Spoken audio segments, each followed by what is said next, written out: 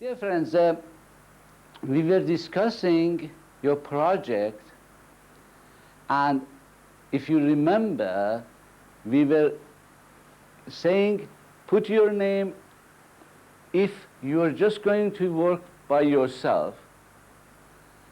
And then I went and explained about how the teaching method that Baha'u'llah gave Mullah Tahir Malmiri, and I discussed it and I showed you all the parts of that, the way Baha'u'llah said to teach person to person. So that was person to person method. However, if your project is going to have more than one person in it, then we said you are going to divide the responsibilities, and then we have, if you come here to the course syllabus, your own project, its a structure, principles and practices, and then aims. Now, from my personal research, I have collected some information to give you regarding the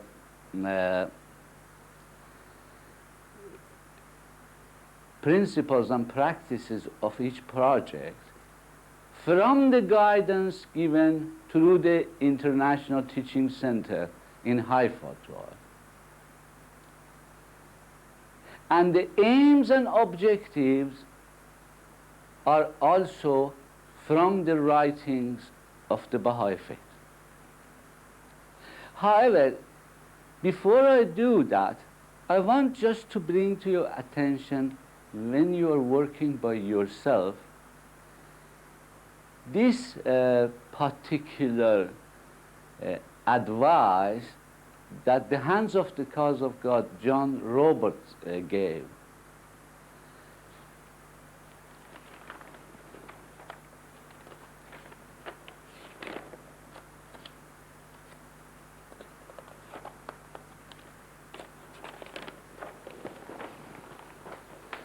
You see, when you are working by yourself,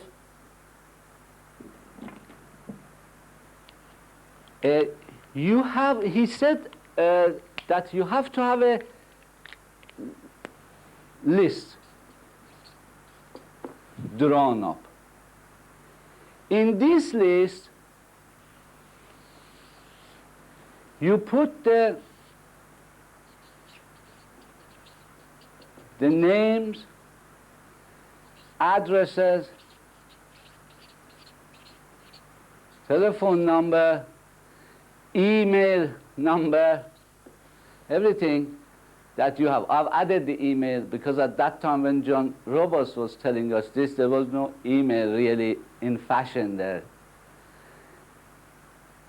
But these contacts that you write are absolutely essential, he said. Why? You're going to put here your, for example, family, your relatives, all the names of your relatives, all the names of your neighbors, if you know them, all the ones that you know them, the milkman that visits you, the paper man, all the social contacts that you have, all the friends that you have, all the colleagues, people you work with.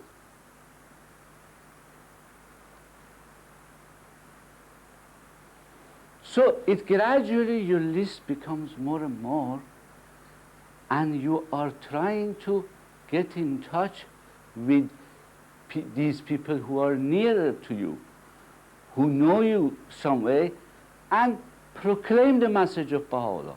You see, I'm not saying teach the message, the Baha'i faith. I'm saying proclaim.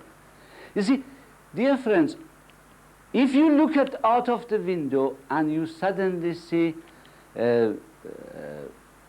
some, for example, a few airplanes are doing some acrobatic show, you know, in the sky, or you see something very interesting out of the window, it is a human being's habit. You see something, you immediately want to, oh, Mary, your wife, your children, come, look, this is happening. So to proclaim the faith is exactly the same. If you see something so moving outside the window and you want to share it, your wife and your children are not going to say, wait, why are you telling me there is something interesting there? You are merely saying,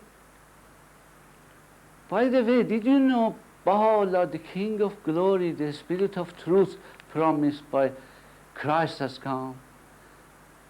Did you know that the fifth Buddha has come? Did you know that the Spirit of God, Ruhullah, promised by Islam has come? They are not going to say, why are you telling us this? If they are interested, you start teaching them that.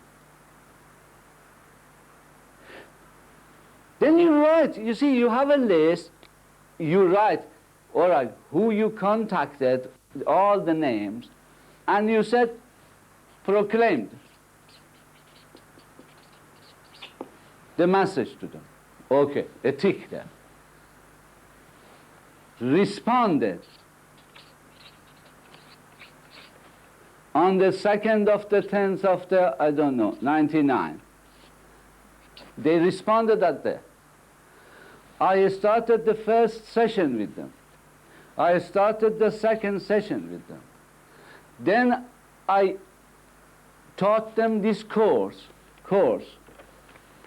This is the time they declared, this is the time that they started deepening, and this is the day that they started teaching themselves.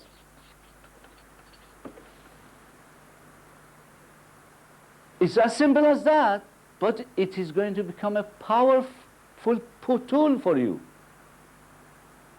That's what John Roberts said. You have, and then gradually through your family, through your what I mean, your wife, your children, you will get to know your children's friends, your wife's family. This list expands. Through these relatives you get to know people. Through the neighbors you get to know people. You see, what John Roberts said, it interested me very much. He said, you talk to a neighbor, for example, you say, oh, by the way, do you know God has sent us His great messenger, the supreme manifestation of God has come to give us guidance for our lives on this planet now. If the neighbor, this is what John Roberts said, if the neighbor is not interested, probably the neighbors will say, oh, but I know Joe Bloggs, he's very interested in religion. You see, through them you can have contacts, and then you add it to your list.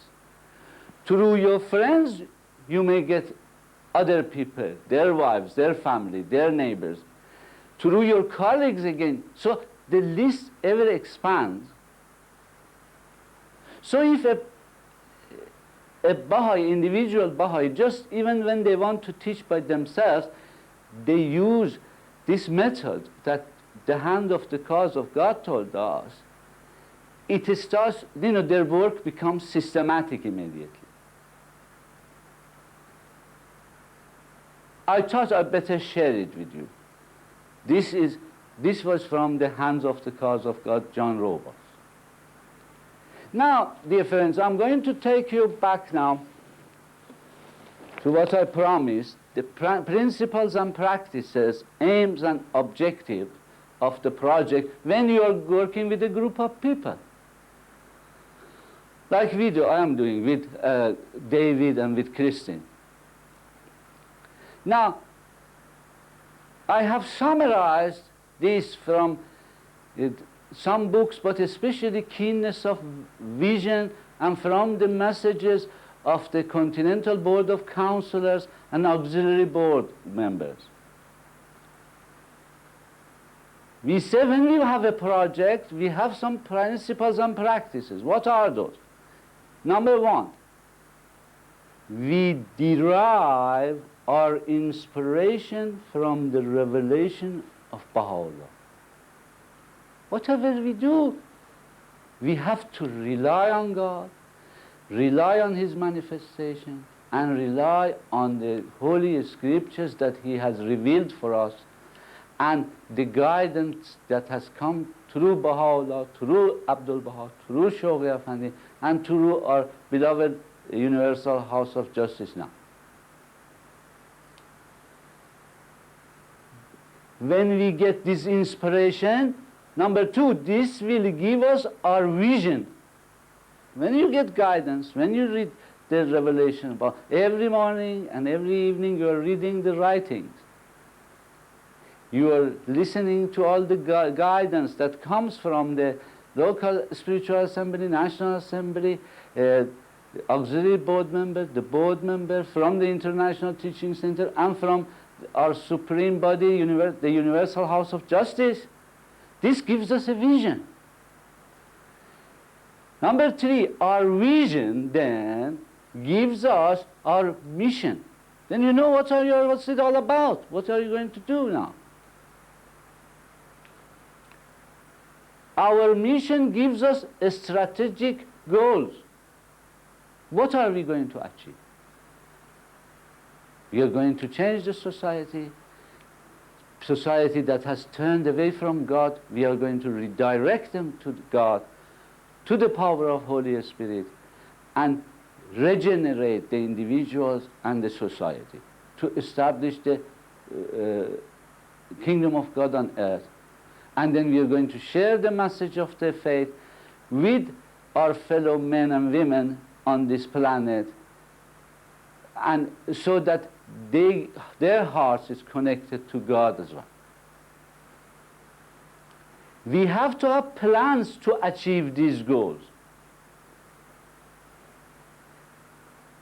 Number six, these goals have to be broken down to give us short-term targets. All right. You say, for example, I'm just giving you an example here, that, all right, by the end of the 4-year plan, if you were working from the beginning of the 4-year plan, you say, by the end of the 4-year plan, this project wants to bring, for example, the 48 people to the faith, to teach 48 people. Then you have to have a plan, break down that 48 to make it to 4 years. So it simply says your target would be to bring 12 people a year, so that in 4 years it will be 48. Then you say, all right, I'm going to still break down that and make it months. Then you say, every month I have to have one person to join the faith, in order that for 1 year that I can have for 12. You see, this gives you a target to work towards. In anything else you can set target for yourself. We have to be systematic. Number 7, we have to adopt the right tactics to achieve these targets. You see, if you see you have adopted a tactic, a plan, but you're not achieving your goals, don't stick with that. Be flexible. We read it in the booklet promoting entry by troops. The Universal House of Justice have told us. It says, be You make your plans flexible. You see it doesn't work this way, then investigate, consult to find a better way of doing things so that you can achieve your goals. It is not a good excuse to say, well, I've tried it and it's not working. Get new ideas. Use the brainstorming methods. We will have to have resources. Naturally, each one of us has got personal resources, which when we are in a project, everybody will contribute to it, those people who are working in that project. If the project is very successful, our activities expand, we do not have enough resources, then we can say, all right, our dear spiritual assembly, we have used this much resources that we have. Can you help us? Either they will say yes, or they will say, well, we can also give you this much, but we are going to write to the National Assembly to give us more help. If National Assembly, they see they have got so many projects that they are successful, that they don't have enough funds, they write to Universal House of Justice. You see, we are not alone. Remember that the story of that single highwayman that stopped the caravan. We have got the power of Holy Spirit with us. Number 9, all we say and do must be based on the Word of God. We have repeated this enough during this course. We don't rely on ourselves, and we don't rely on our own intellect and intelligence. Yes, we use our intelligence, but through that intelligence we go to the revelation of God, to the guidance of God, and get the answer. Number 10, regular project meetings in order to be able to cope with the work. The more your work increases and you succeed in expanding, then you need to have more meetings. I don't think, at the very beginning, maybe I used to have 3-4 meetings a year with the friends. But immediately it became obvious you can't do it. It had to be once a month. Then it became once a week. Now we are doing every day. In future, you will have courses in the morning, in the afternoon, in the evening. You have to spread the message of God 365 days a year.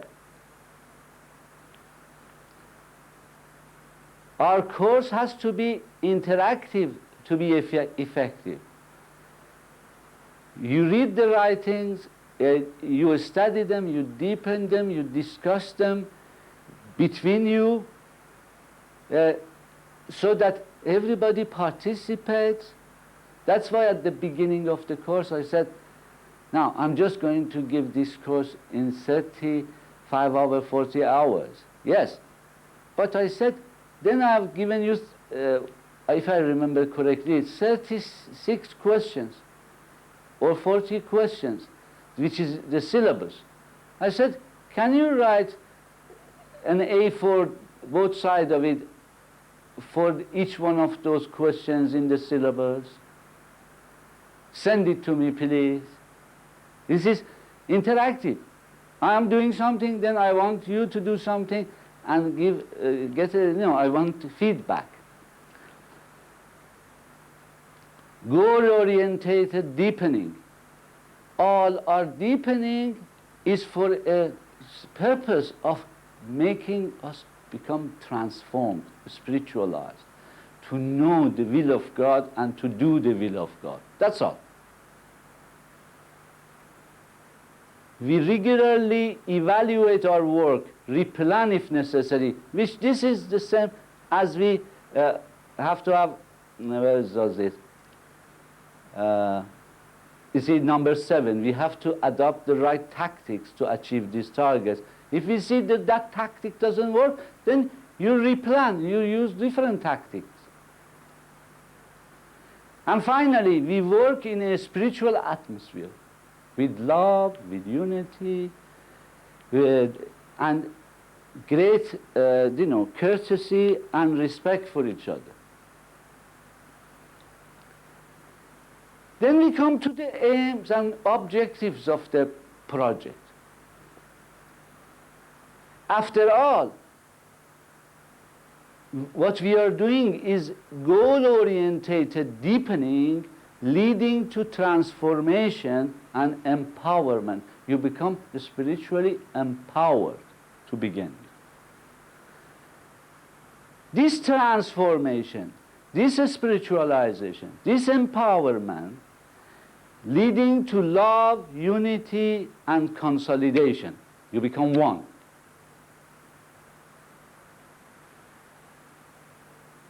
You become all links of one chain.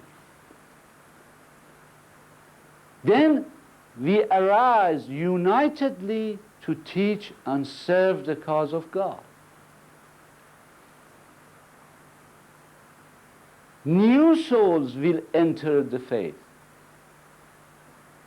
as a result of our activities. These new friends now have to be deepened, transformed, and empowered to carry on the sacred task. The ultimate objectives are acquiring the 7 powers for eternal life and fully developed capacities to journey to all the spiritual worlds of God, establishing a more advanced civilization on earth that is a divine civilization which will reflect the kingdom of God, Malakut.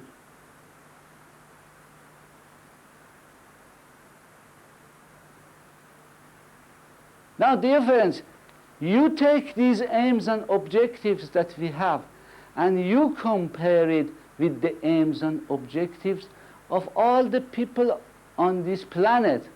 No one, not one person on this planet is going to say that these are not noble objectives, worthy objectives. Whether they are Baha'is or not, it doesn't make any difference.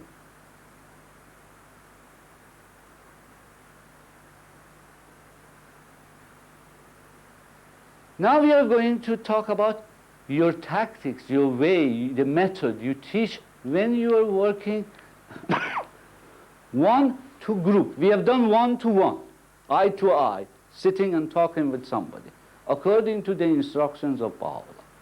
Now we are going to the next part.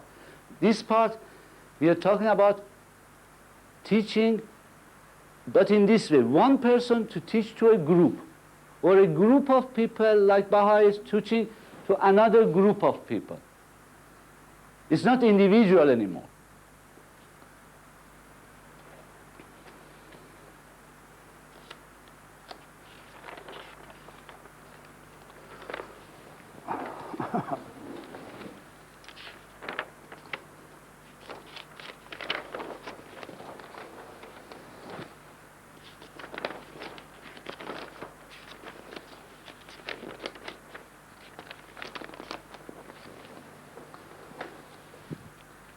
You see, if you please focus on this part first, there.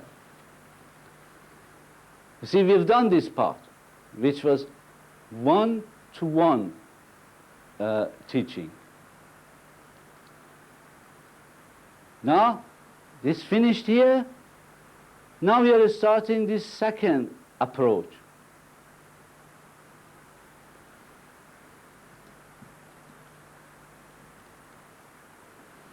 So if we can focus on this part, just approach 2, that's all.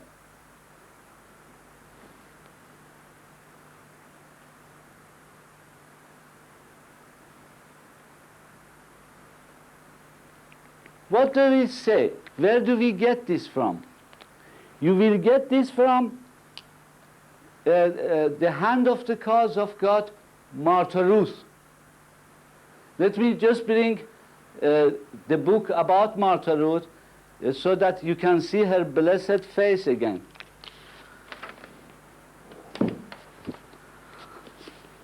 See? This is the method that Martha Ruth adopted.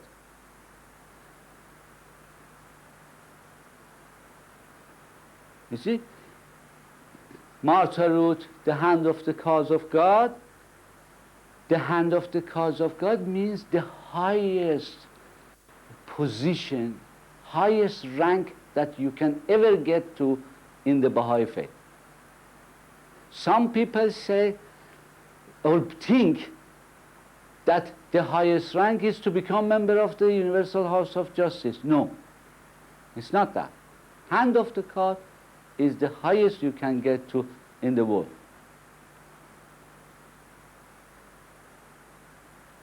Now, this beloved hand of the cause of God, a lady who was suffering from cancer many years of her life, you know, when she was doing her really fruitful work, she was suffering from cancer. She went round the globe 4 times, and wherever she went, she was consulting first with the center of the Covenant of God, Abdul Baha, the master, and then after the passing of Abdul Baha, she was working under the supervision and direction of the beloved guardian, Shoghi Effendi. Whatever she wanted to do, she would consult the guardian. Now, she was a journalist. Whenever she arrived in one town or a city or a country, she would write innumerable letters to the newspapers, to the universities, to the heads of government, to the members of the parliaments, to the intellectuals, to the writers, to the artists, whoever was in that country that she could find they have got the capacity.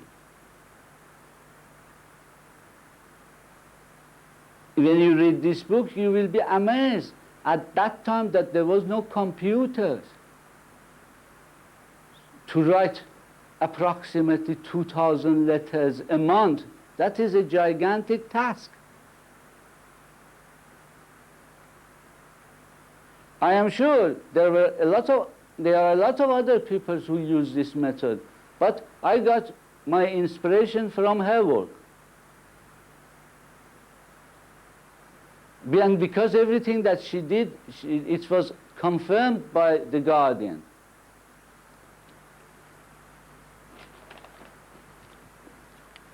Now, let's go through this together. Write to as many organizations as possible every month, i.e. schools, colleges, universities, different faith groups, United Nations Association, suitable clubs, organizers of exhibitions, and societies which have as their goals subjects akin to the teachings and ideals of the cause of God, offering them a talk about the faith or certain principles and teachings of the faith. Now, I'm going to stop there a second. Now, please listen. Sometimes I know you have a project, you want to write to different organizations, and I'm just saying this because of personal experience, that sometimes you find it difficult to write these letters. So for these reasons, I have with the help of the friends, written these letters and have included them in your course notes, so that they become a guideline, a help, assistant for you. In case you need them, you consult and see if they are going to be of any use to you. But one of these letters that dear David Ridioff wrote was to the, for example, Unitarian Church.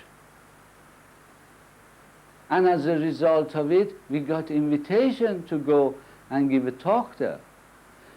We wrote to the Society of the Friends, the Quakers, and we got invitation to go and talk there.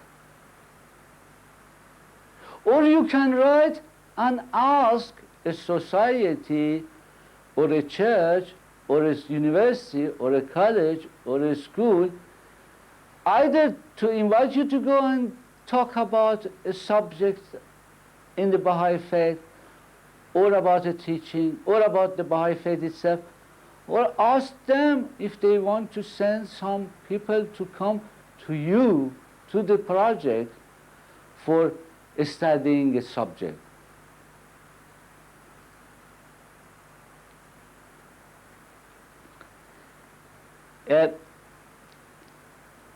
And these letters are going to help you.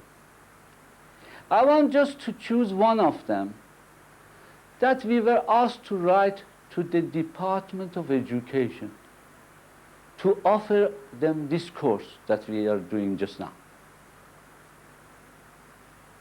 for the adult education. Listen to the way we have written it. You have it in your course note anyway.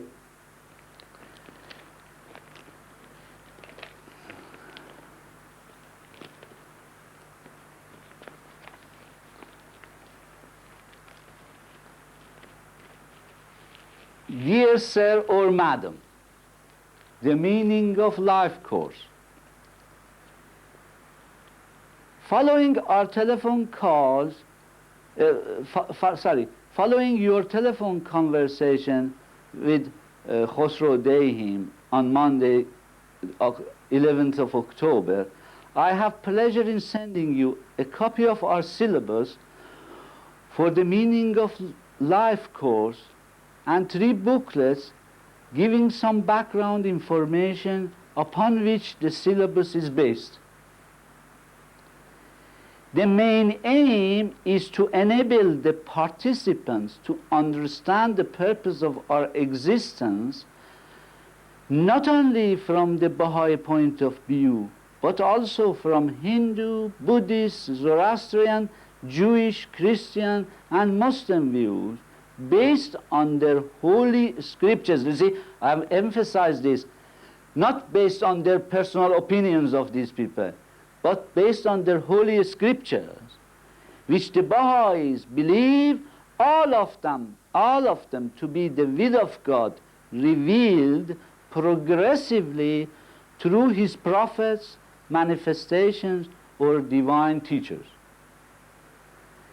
The next main course objective is to point out the importance of acquiring 7 spiritual powers needed for self-development, regeneration, spiritualization, and transformation, namely the knowledge of God, the love of God, faith, philanthropic deeds, self-sacrifice, detachment, sanctity, and holiness.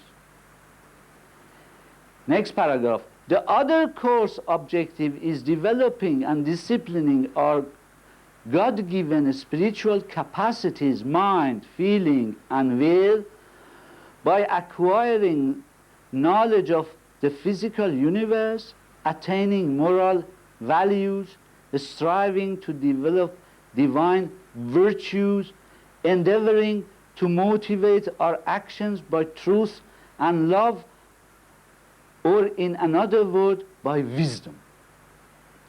Finally, having understood the meaning of life and developed the individual's capacities, the course addresses issues that affect humankind. Baha'u'llah, the founder of the Baha'i faith, says the well-being of mankind, its peace and security, are unattainable unless and until its unity is firmly established. The realization of the unity of mankind, of humankind, would lead to the emergence of a world society in which we care for mankind and its environment, the planet Earth. Then the basic principles of this world society would be discussed, such as the independent investigation of truth, elimination of prejudices, national, racial, religious, class, economic prejudices, oneness of God, oneness of humanity, oneness of religion, equal status for men and women, compulsory universal education, harmony of science and religion, elimination of the extremes of wealth and poverty, the establishment of a world parliament, a world executive, a world tribunal, a world auxiliary language, which will be taught as well as one's mother tongue, the establishment of peace, and the commitment to cultural diversity. Corruption, alcoholism, drug addiction, theft, sexual vices, and consequent sexual diseases, breakdown in law and order, family breakdown, child and wife abuse, and lack of proper care for the environment, and the pollution of air and water are all symptoms of these social disease, not the disease itself. This dangerous disease is disbelief in God and denial of any meaning in life beyond this earthly existence. This is the disease. The Baha'i community of this town, I've written a town, X, which is part of the Baha'i international community, a non-governmental organization that has been a member of the United Nations organization since its inception, as an advisor to the UN and as an advisor to the UN since 1970, feels strongly that the organizing and teaching this course through the auspices of the Department of Adult Education would be of the utmost importance in order to halt the progress of this dangerous disease attacking humanity. As you can see from the attached syllabus, the course is divided into 4 parts. Each part needs at least 15 hours of teaching time. We would be very glad to send a representative of the Baha'i community to discuss this matter further and arrange a suitable timetable for delivering this course.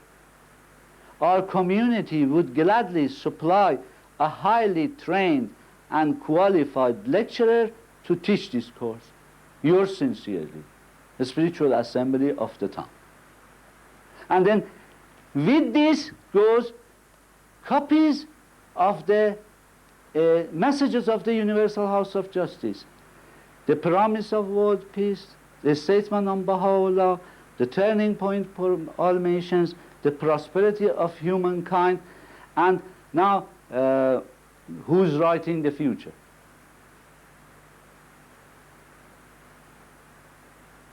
See, So the other letters are similar to this, but it is different language in a different levels, so that you can find it suitable to send to different places like schools, clubs, association, United Nations, churches, colleges, universities, etc.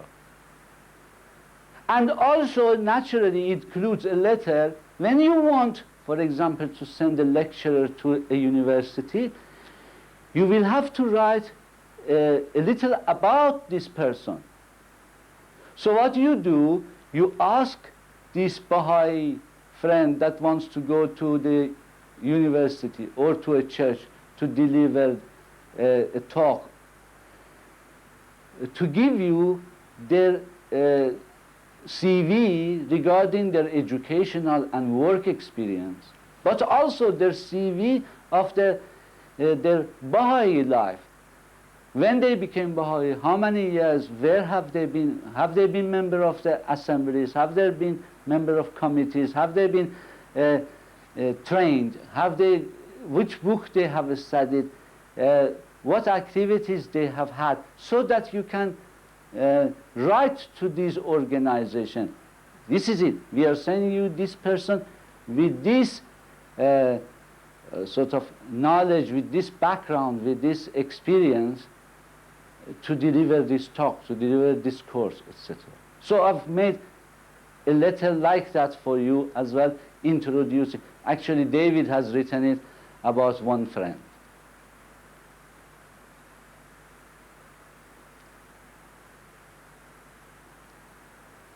So that you yourself can use them. Now,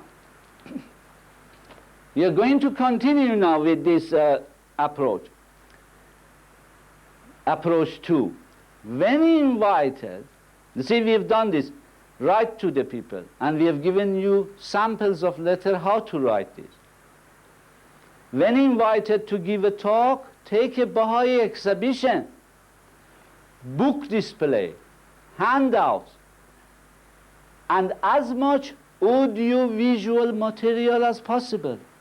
You see, once you have been given a chance to give a talk, you can't just put a piece of sheet under your arm and go and give a talk. You have to take advantage and take all the Baha'i literature with you. Take all the videos and cassettes and music that we have with you. Make an exhibition there. And then please take with you the list of the programs, the calendar of events of the community that you are living in, and your project, and the neighboring communities for at least the next 4 or 5 months to the people there. So that if they are attracted, they are interested, they know where they can come. To give them the telephone number, give them the addresses.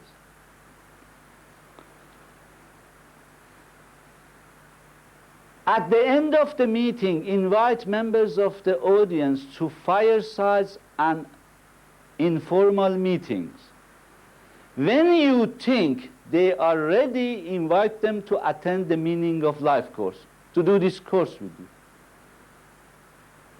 Love and support them until they use their own initiative to start a teaching project and bring new souls into the faith.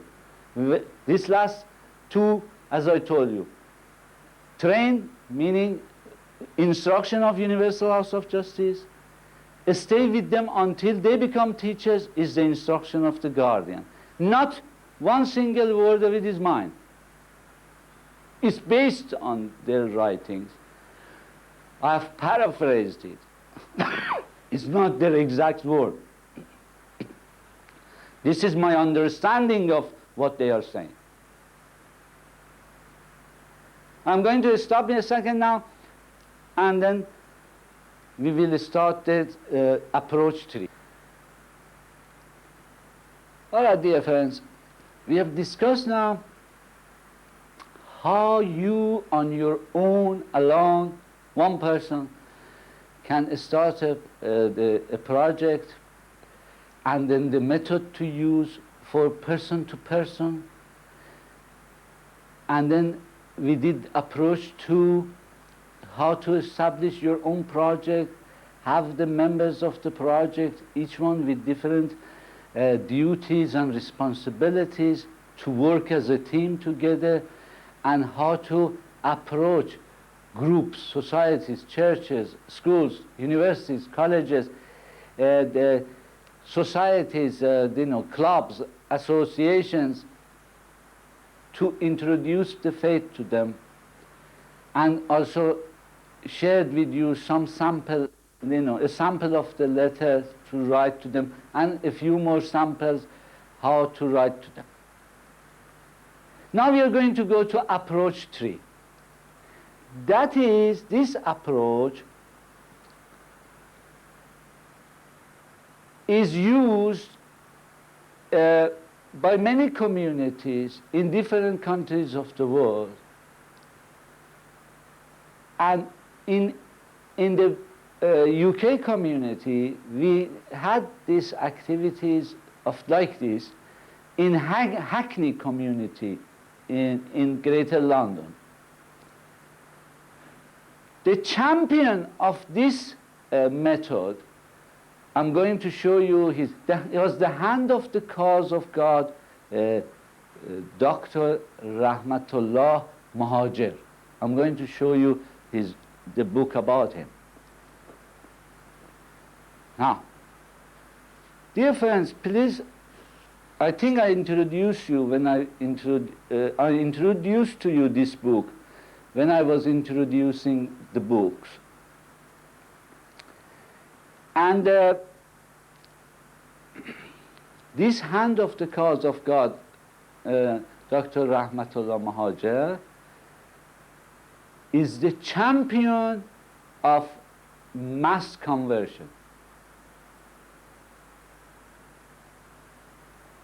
I am not going to attempt even to talk about his life and the work he's done, because it has taken his wife 10 years after his death to write about his life, and it took her 10 years to write this book. But if you want to know about this method of teaching, please read this. If you want to achieve the goals our beloved Universal House of Justice have set for us, to bring troops into the faith, meaning entry by troops, to take place, please read this carefully and apply the advice that Dr. Muhajir, the hand of the cause of God, gives you. Before I explain this approach, let me just give you an example of the way he taught.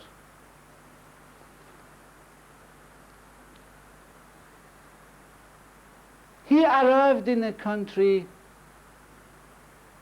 and some Baha'is met him at the airport.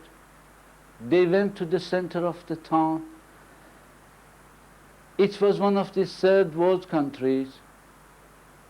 There was not much of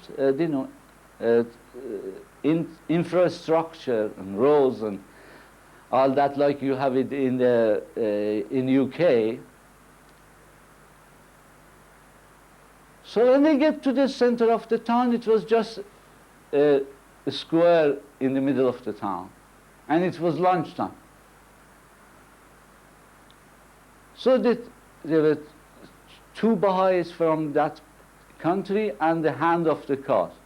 Now, this account is written in this book that I just showed you about the life of Dr. Muhajir. This is called street teaching. Some people can do it, some people don't. Don't use it if you don't want to do it. I'm just giving you different approaches. What I call this is individual to group, or individual to individual, but direct teaching, right eye into eye, street teaching. Not to take somebody first to a hall and public meeting first and all that. First go and find the contacts. So he went to this country, they went to this town, they went to the middle of town. There was a square. It was lunchtime. A few people were at one side of the this roundabout, and these two with the hand of the cars went to the middle of the town there, and they said, "What shall we do now?" He said, "Well, what should we do? Nothing. Have you got the tablet of Ahmad with you?" He said, "Yes." He said, "Well, then read it." In the middle of the town, noon, in the corner of the street, one of them started to read it. And they read it. He said, "Read it with dignity and reverence and loud." He read. He said to the other Baha'i, "Now you read it with dignity and reverence and loud." And he read the tablet of Ahmad. Then he took the book. He said the tablet of Ahmad. Then he said, "You say it again." They kept repeating this, saying the tablet of Ahmad, revealed by Baha'u'llah, the glory of God. Gradually these people who were in the town, they got curious. They came round. And because they were standing so with dignity and reverence there, they stood with dignity and reverence and listened. And then one by one, they said, until a few people gathered round. And then they said, "Who are you? What is it you are reading?" He says, "We are reading for you the tablet of Ahmad, revealed by Baha'u'llah, the glory of God, the manifestation of God for this age." That's proclaiming the faith. Then they said, "Could you come and tell us more about it?" That's teaching started there.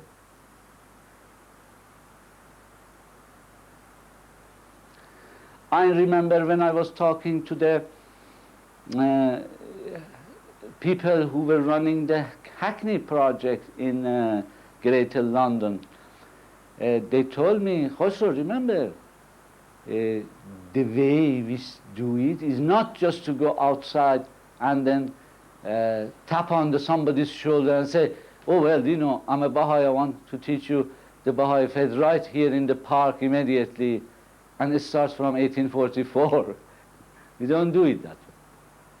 Now, this is from that book, from what the Hackney people, they have told me, and from my own experiences, but it's based on the teaching methods of the hand of the cause, Dr. Mahajer, the champion of mass conversion in the world.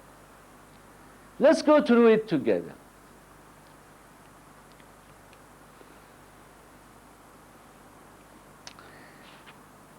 If you want to use this approach, it says, invite a number of Baha'i friends for dawn prayers before sunrise,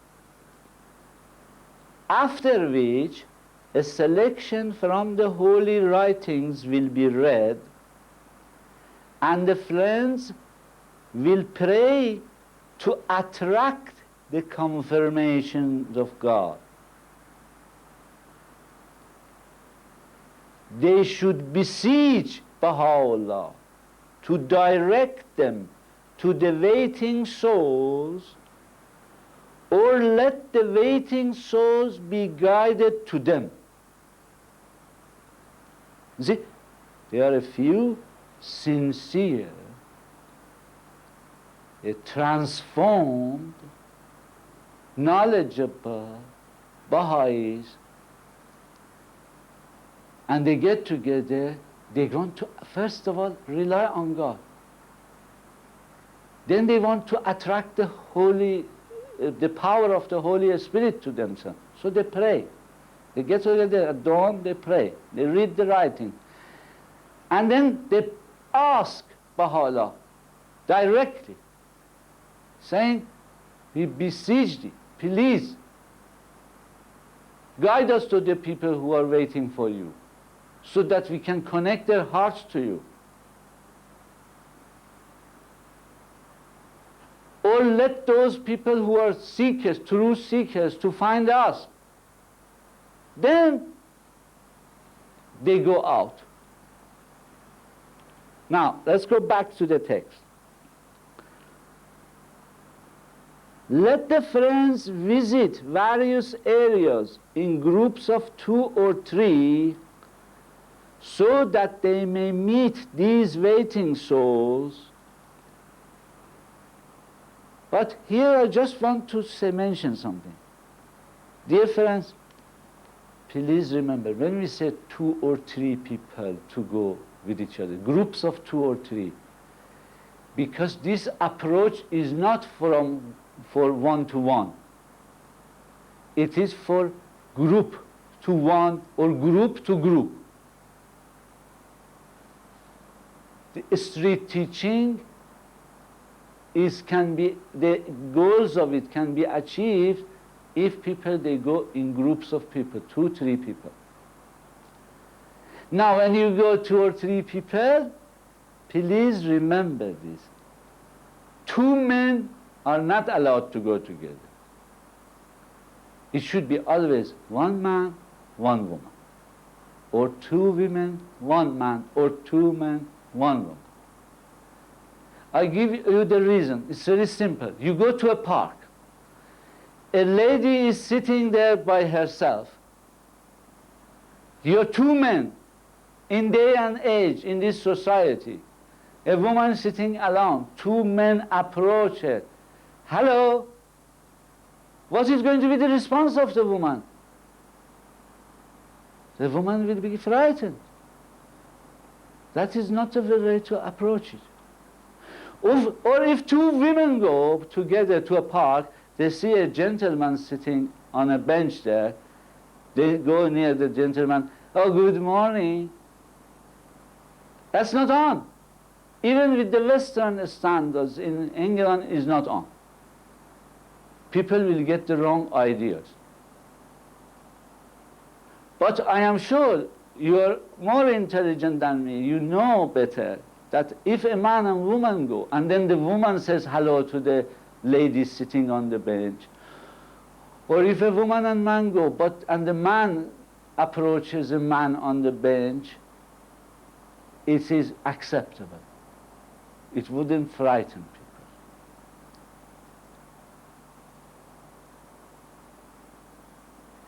If it happens that you have some children with you, not that you deliberately go and get some children, no. If it just happens that in your family you have children, I have found that children will make it much easier to talk to people in a park, in a public place. But never ever you go and tap on somebody's shoulder and say that I'm Baha'i, I want to teach you. No, let God direct you. If you don't believe that the Almighty God, Baha'u'llah, from Lahut cannot see you, from the plane of divinity cannot watch you and see you, but which in his holy book he says he is with you at all times. If you think he is not with you, then don't do it. You don't believe in anything. You haven't understood one single thing then. If God is not with us, and you are not 100% that he is with you, then don't do it, please.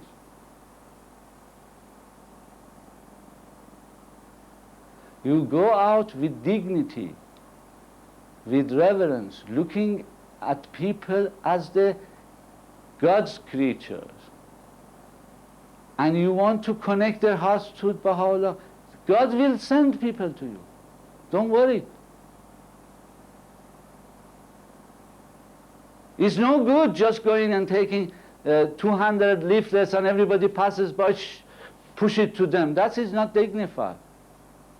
And anyway, they're going to put it in the bin. That's not the way to do it.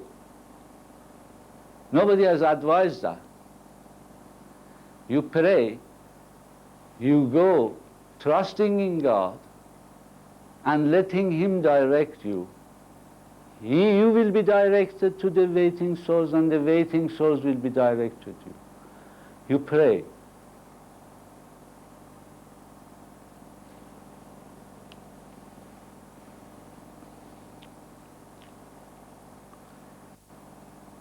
Now let the friends invite those souls whom they meet to the fireside the same evening. At the end of the fireside, well, of course I must stop here. When do you invite people to the fireside? Please have a Baha'i books there.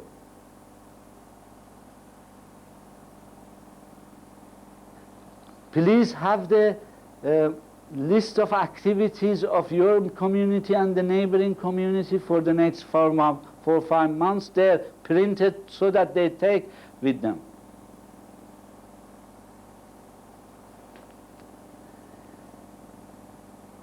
At the end of the fireside, give them the program of forthcoming events of your community and the neighboring communities. Now listen to this. Number 5, visit in groups of 2 or 3 these souls who did not turn up at subsequent meetings. You see, I didn't say one man should go by himself, one Baha'i man should go by himself and go and knock at a lady's apartment and ask her, why didn't she come to the Baha'i meeting? No, that's not on. You go again in groups of 2 or 3, men and women together. And if it is a woman, the woman will knock and ask this woman, why didn't she come? In a polite, nice way. Why?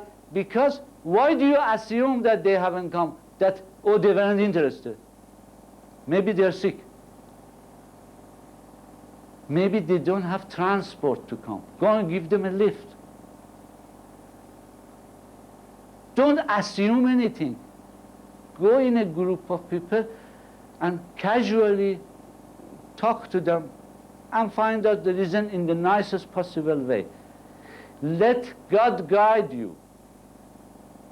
You are not doing this for the sake of yourself. You are doing God's work.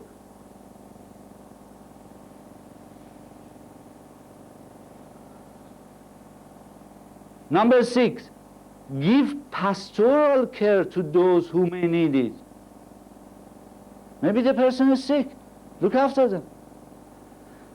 Maybe they have children, smart, they can't come to the meeting. Why don't you babysit with them, let them come to the meeting? I mean, this pastoral care, it's not only for this approach, for all the approaches you can use pastoral care. Because they are all your brothers and sisters.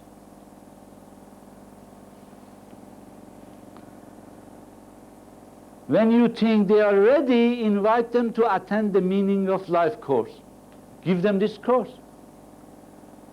But in 5-6 days, don't prolong it. Because they will forget if you make it 2 months and all that to cover this course. You lose the momentum. Love and support them until they use their own initiative to start a teaching project and bring new seekers into the faith. Again, these last 2, number 7 from Universal House of Justice, they said train people. Number 8 from the Guardian, it says love and support them, be with them, deepen them until they arise to teach themselves. These are my 3 suggestions regarding the methods of teaching. Individual to individual, individual or group to the group, group to individual and group. Or you can call the last one a street teaching. If you don't like it, use the other methods.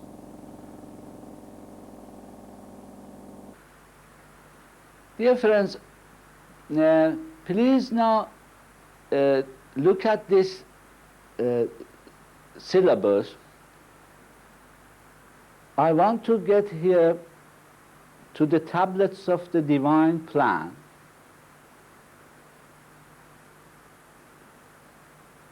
I want to talk a few minutes about these tablets of the divine plan before continuing with the rest of the course,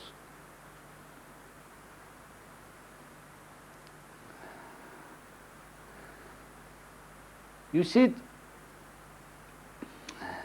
these tablets of the divine plan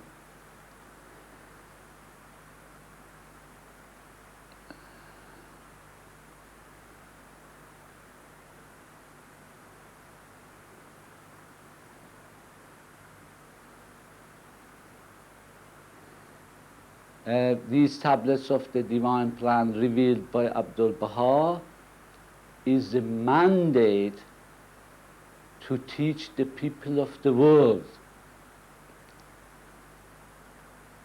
The American Baha'is were honored to receive them. The Baha'is of the United States and Northern America were honored to receive these. But it is a charter for bringing all the peoples of the world to the faith of Baha'u'llah in order to establish the kingdom of God on earth. This is a charter, this is a mandate. At very difficult times in the life of Abdul Baha, in middle of the First World War, which was from 1814 to, from 1914 to 1918, the First World War. In 1916 and 17, Abdul Baha revealed these tablets and addressed them to the Baha'is of the Northern America. But it is for every human being on this planet. Why? Because Baha'u'llah addressed his tablets to individuals, but each of those tablets are addressed to all humanity. I strongly recommend you to read these because it is a charter from God to mankind. And because there are so many beautiful prayers in these tablets that it's worth memorizing and having it with you and reciting them. I have asked Mr. Smith, Mr. Albert, to come and read the accounts of the revelation of these tablets from the book about Abdul Baha, the Covenant of God, written by the hand of the cause of God, Mr. Hassan Baliuzi, and which I introduced you, and these are the accounts that he has written about them, which Albert is going to read for you. Abdul Baha, whilst in the precincts of his father's shrine, or when dwelling in the house he occupied in Akka, or under the shadow of the Bab's sepulchre in Mount Carmel, was moved to confer once again, and for the last time in his life, on the community of his American followers, a signal mark of his special favor by investing them on the eve of the termination of his earthly ministry through the revelation of the tablets of the divine plan with a world mission, whose full implications, even now, after the lapse of a quarter of a century, still remain undisclosed, and whose unfoldment thus far, though as yet in its initial stages, has so greatly enriched the spiritual as well as the administrational annals of the first Baha'i century.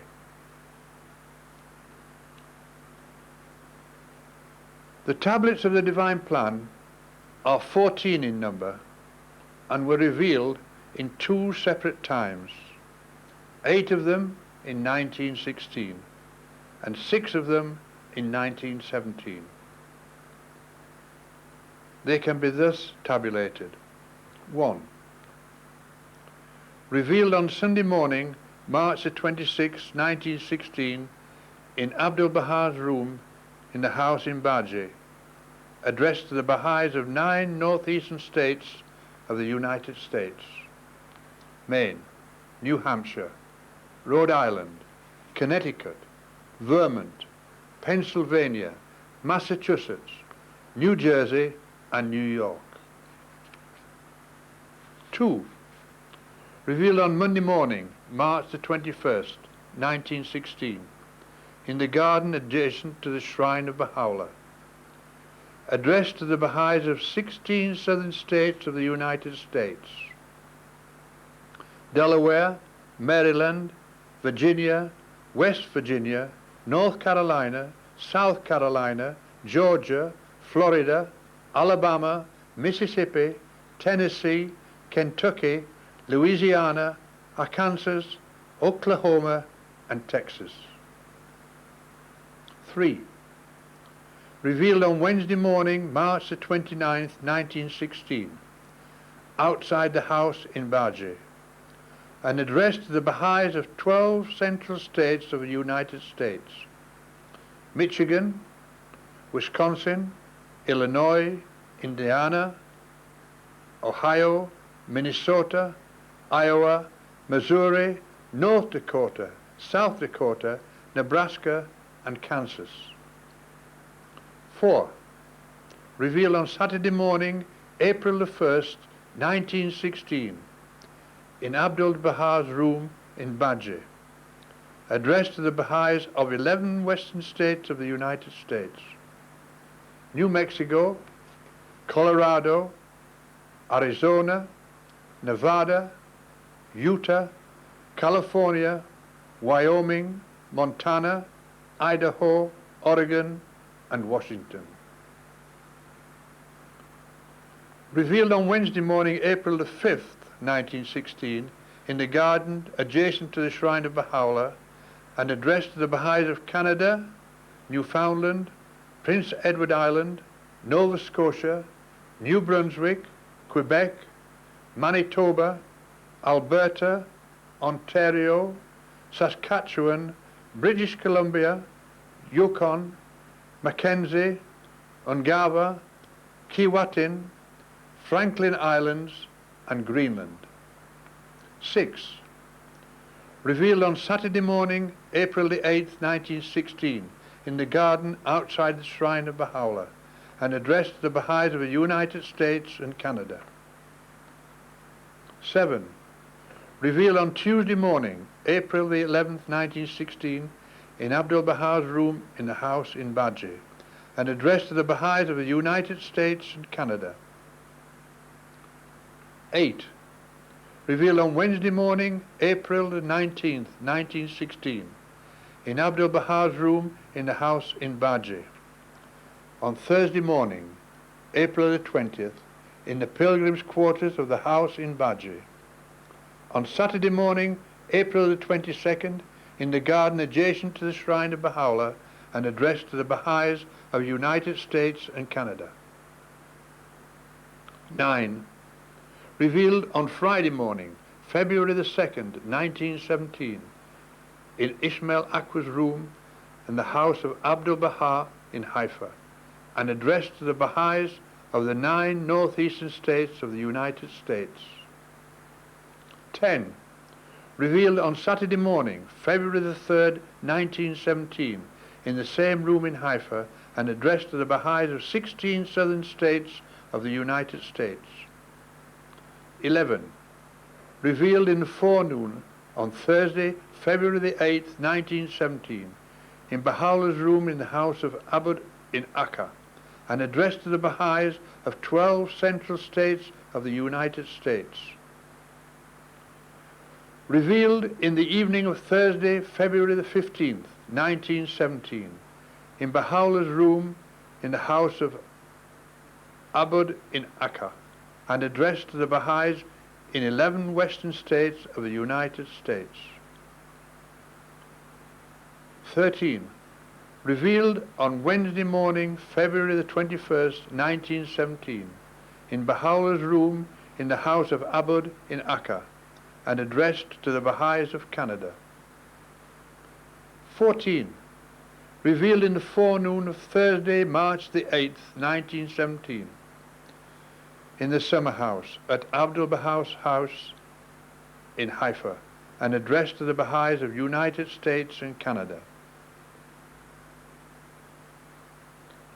The 8 tablets of 1916 revealed between March the 26th and April the 22nd, a time of special bounty for the Baha'is, between Nowruz, New Year, and Rizwan, the anniversary of the Declaration of Baha'u'llah, include Abdul-Baha's first message to each of the 5 regions of the United States and Canada, where, although the faith of Baha'u'llah had been known for about 23 years, no adequate and befitting motion had been realized, and include 3 general tablets embodying his mandate to carry the fame of the cause of God to the east and the west, and spread the glad tidings of the appearance of the kingdom of the Lord of hosts throughout the 5 continents of the world. Of these tablets, the first, O ye blessed souls, it began, directed attention by name to the territories, republics and islands of the Western Hemisphere, not including those of Canada and the United States. The second general tablet, O ye Baha'is of America, was a call to look to the other continents of the globe, to Europe, Asia, Africa, Australia, and the islands of the Pacific, poignantly reminding them of his own longing to travel through these parts, even if necessary on foot and with utmost poverty, but now not feasible, to his great regret. He urged the believers to add 1,000 times to their efforts, for the more the circle of your exertion is broadened and extended, the greater will be your confirmation.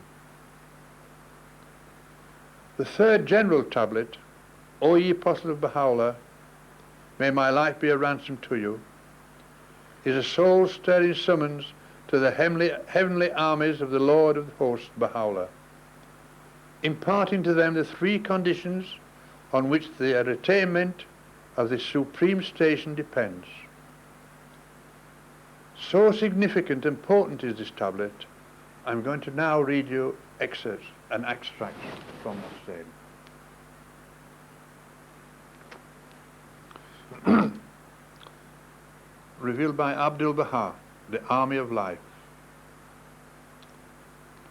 O Army of Life, East and West have joined to worship stars of faded splendor, and have turned in prayer unto darkened horizons. Both have utterly neglected the broad foundation of God's sacred laws, and have grown unmindful of the merits and virtues of his religion. They have regarded certain customs and conveniences as the basis of the divine faith, and have firmly established themselves therein. They have imagined themselves as having attained a glorious pinnacle of achievement and prosperity, when in reality they have touched the innermost depth of heedlessness and deprived themselves wholly of God's bounteous gifts. The cornerstone of the religion of God is the acquisition of divine perfections and sharing in his manifold bestowals. The essential purpose of faith and belief is to ennoble the inner being of man with the outpourings of grace from on high. If this not be attained, it is indeed deprivation. It is the realization of this deprivation that is the true eternal fire. Therefore, it is incumbent upon all Baha'is to ponder this delicate and vital matter in their hearts, that, unlike other religions, they may not content themselves with the noise, the clamour, and the hollowness of religious doctrine, Nay, rather, they should exemplify in every aspect of their lives the attributes and virtues that are born of God, and should arise to distinguish themselves by their goodly behavior. They should justify their claim to be Baha'is by deeds and not by name.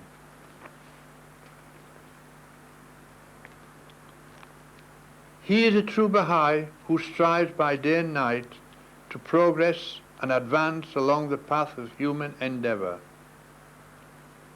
whose cherished desire is so to live and act as to enrich and illumine the world, whose sources of inspiration is the essence of divine perfection, whose aim in life is to conduct himself so as to be the cause of infinite progress.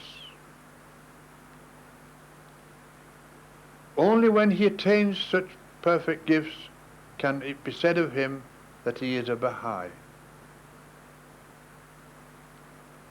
In this holy dispensation, the crowning glory of bygone days and cycles, faith is no mere acknowledgement of the unity of God, but rather the living of a life that manifests the virtues and perfections implied in such a belief.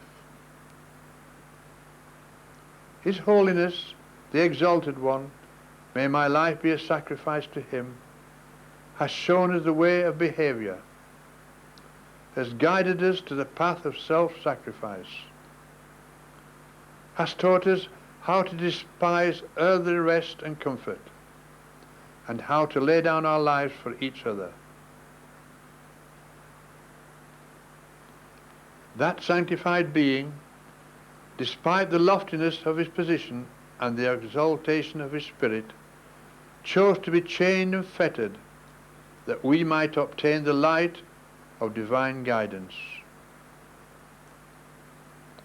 All the days of his life he rested not for a moment. He sought no repose, nor laid his head upon the couch of ease and security. His days were passed amid affliction and suffering. How can we follow him and yet remain idle and at ease? O my friends, arise to tend the pure and widely scattered seed planted in the hearts of men. Dedicate yourselves wholly to the service of humanity. Then will the world be turned into paradise. Then will the surface of the earth mirror forth the glory of the Abba kingdom. Should you fail in this, great will be your deprivation and grievous your loss. O servant of truth, wouldst thou obtain the sovereignty of earth and heaven, seek naught but the true servitude upon the threshold of the Abba beauty. Wouldst thou win the joy of liberty in this world and the next, desire but submission unto his holy will. Wouldst thou discover the true way to God? Follow the path of his covenant. Wouldst thou behold the light of eternal splendor? Fix thy gaze upon his bountiful grace, vouchsafed from the Abba kingdom.